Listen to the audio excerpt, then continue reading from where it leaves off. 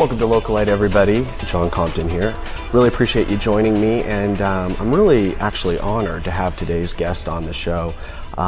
Cindy Lyon-Stubing is the mother of Jessy, and Jessy has a very rare disease that I'm going to have Cindy actually explain, but it's referred to as encephalitis.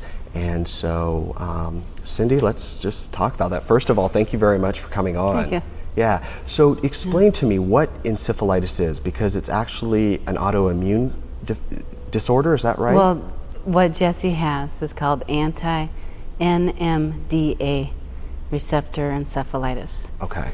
And what that means is she got an illness that went to her brain, and her antibodies, instead of taking care of the illness, attacked her brain.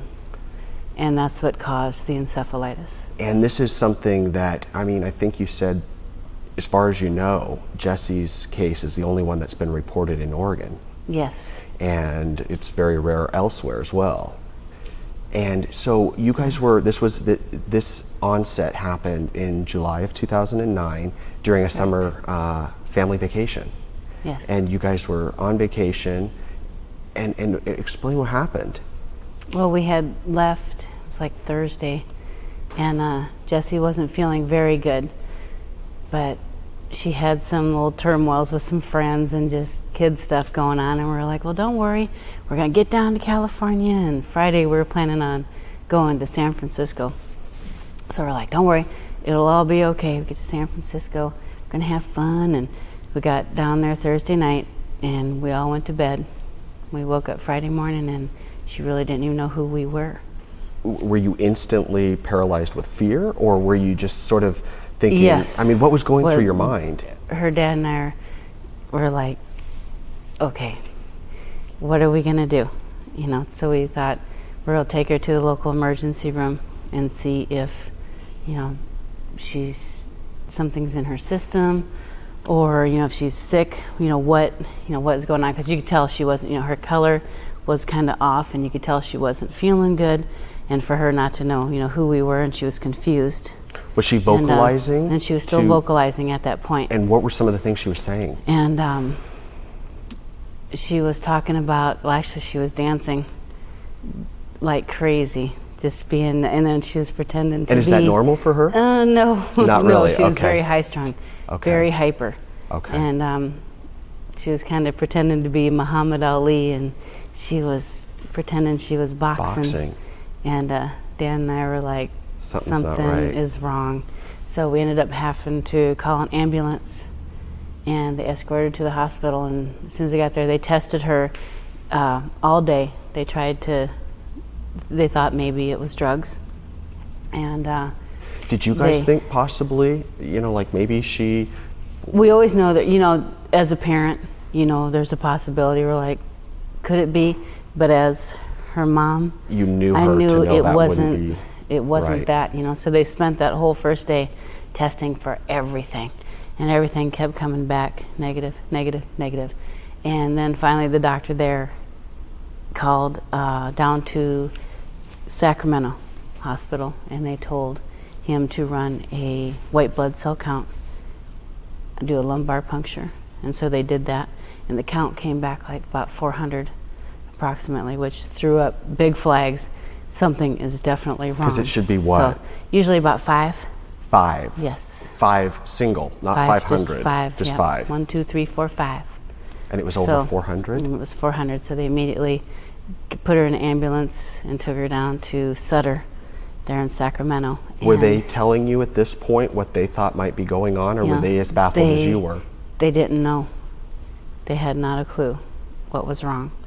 And I don't mean that negatively, but they just did not know. Right. And so they got her down to Sacramento, and what was happening is her body was just shutting down. Her heart rate stayed like at about 225 consistently, and that was baffling, and they could not understand, why her heart rate was so high, and they were trying to keep that under control so she wouldn't have, failure. And the whole month, she spent a whole month there at Sacramento, and that time period that she was there was just pretty much life support. just trying to keep her alive and just trying to figure out what was wrong. So how quickly then from, you know, the morning that you woke up in the hotel room and knew something was wrong with Jessy to the time where your daughter was essentially gone? Yeah. Like what was that period of time?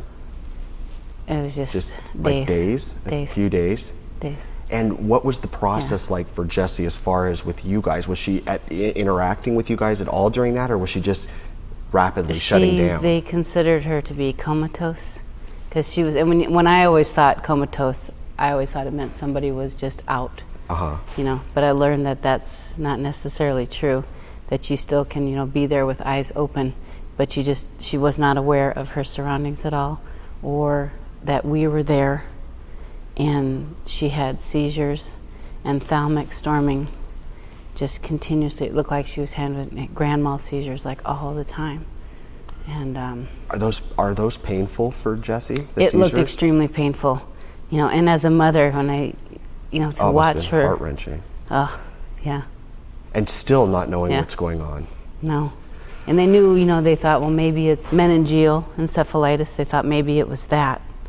And then she had pneumonia come in on top of it. So she was fighting that along with the encephalitis going on, and it was attacking her brain, you know, and they kept her hooked up all the time, seeing, you know, what brain activity was going on, and then her lungs were filling with fluid from the pneumonia. And they finally, it was just not looking very good, so they ended up life flighting her to OHSU. From Sacramento? From Sacramento, to get us, you know, for one closer back home, because we just didn't know. Were you guys, you know, what was going to be there. And had you guys stayed on in Sacramento the entire month? Oh, yes. Okay, so you didn't leave her side. No. Yeah. No. Well, we're going to take a break real quick, but we're going to obviously continue learning more about this when we come back. You guys, very serious stuff and very touching story here, so stick with us. We'll be right back.